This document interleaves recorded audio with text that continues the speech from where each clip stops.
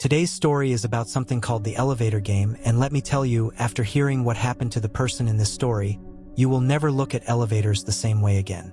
Now, before we get into it, make sure you hit that subscribe button and turn on all notifications because we drop these terrifying stories every single week, and trust me, you don't want to miss them. Alright, let's dive into today's story.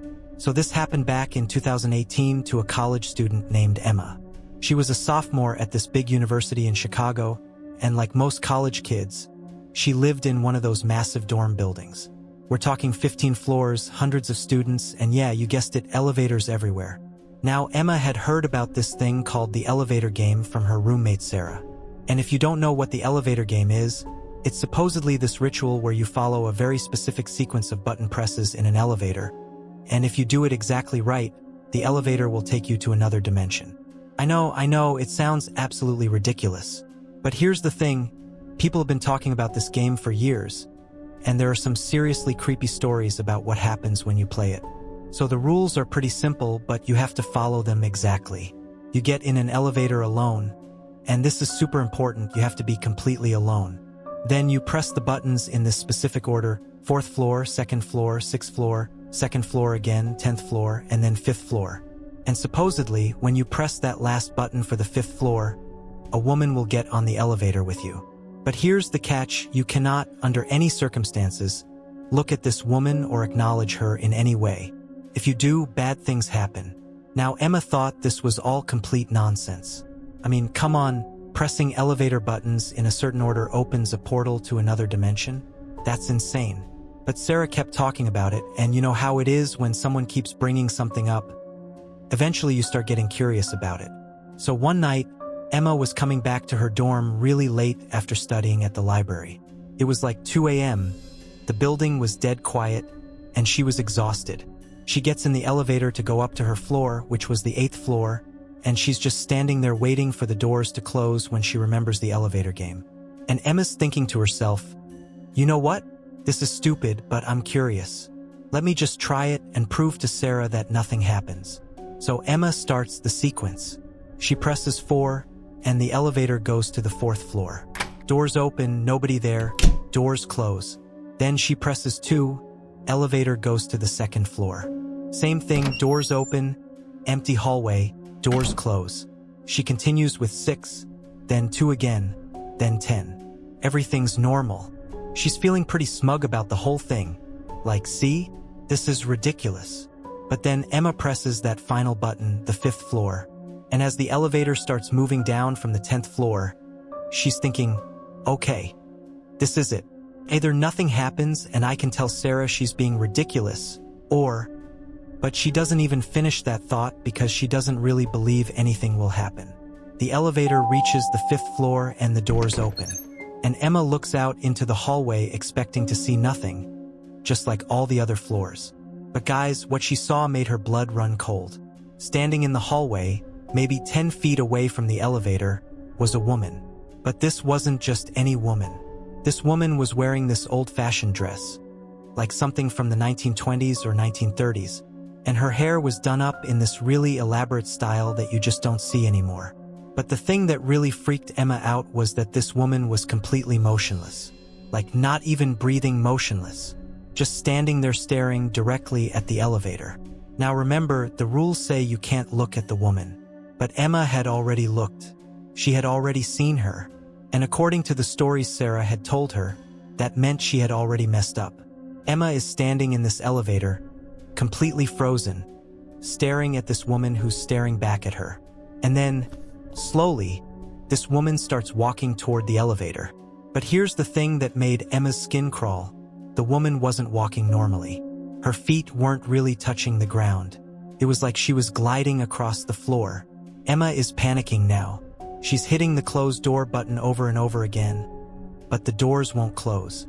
They just stay open while this woman gets closer and closer. And as she gets closer, Emma can see more details about her face. And guys, what she saw was nightmare fuel. The woman's face was completely pale, like paper white, and her eyes were just black. Not dark brown, not dark blue, completely black, like looking into empty holes. And she had this smile on her face, but it wasn't a friendly smile. It was this wide, unnatural grin that showed way too many teeth. Emma is hitting every button in the elevator now, trying to get the doors to close or the elevator to move. Anything. But nothing's working. The elevator is just sitting there with the doors open while this terrifying woman gets closer and closer. And then, when the woman was maybe 3 feet away from the elevator, she opened her mouth to speak. But the voice that came out wasn't human. It was like this horrible, raspy whisper that seemed to come from everywhere at once. And she said, "Why did you look at me?" That was it. Emma completely lost it. She's screaming. She's hitting buttons. She's trying to force the doors closed with her hands. And finally, the doors start to close. But as they're closing, Emma can see this woman reaching out toward the elevator. And her fingers were way too long, and they ended in these black, claw-like nails. The doors closed just as these claws would have reached Emma. And immediately, the elevator starts moving. But it's not going to any of the floors Emma pressed. The floor indicator is just showing random numbers. And Emma realizes the elevator is going up and down with no pattern at all. This goes on for what feels like forever.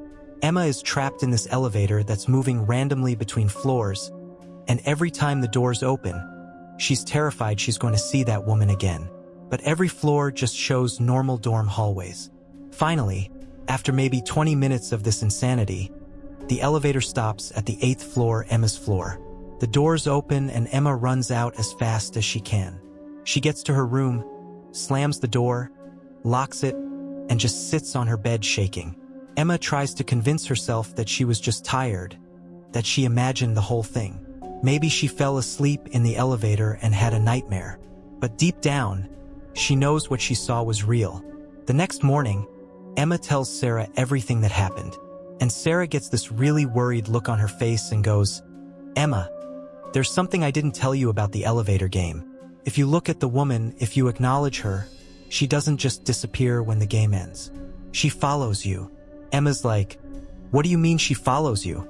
And Sarah explains that according to the stories, once the woman from the elevator game sees you, really sees you, she becomes attached to you. She'll start showing up in your life. In mirrors, in windows, in dark corners. And every time you see her, she gets a little bit closer to taking you back with her to wherever she came from. At first, Emma thinks Sarah is just trying to scare her. But then weird things start happening. Emma will be brushing her teeth and catch a glimpse of someone standing behind her in the bathroom mirror. She'll look out her dorm room window and see a figure standing in the courtyard below, just staring up at her building. And elevators, Emma can't use elevators anymore without feeling like someone is watching her. The worst part is the dreams. Almost every night, Emma dreams about being back in that elevator. But this time the doors won't close at all. And the woman just stands there, getting closer and closer, always asking the same question. "Why did you look at me?" It's been 3 years since Emma played the elevator game, and according to her, the woman is still out there, still following her, still getting closer. Emma transferred to a different school, moved to a different state, but it doesn't matter. The woman always finds her. The last time I heard from Emma, she told me something that gave me chills. She said that lately, when she sees the woman, she's not alone anymore. There are other people with her. Other people who probably played the elevator game and looked when they weren't supposed to. And Emma thinks that one day, she's going to become one of those people. Standing in some random hallway, waiting for the next person stupid enough to play the elevator game and break the rules. So guys, I don't care how curious you get. I don't care how much your friends dare you. Do not play the elevator game. Just don't. Because some games aren't worth winning. And some doors should never be opened. What do you think happened to Emma? Is she still out there being followed by this thing? Let me know in the comments below. And if you like this story, make sure you check out this video right here where I tell you about the most haunted hotel in America where guests check in but never check out. Trust me, you're going to want to see this one.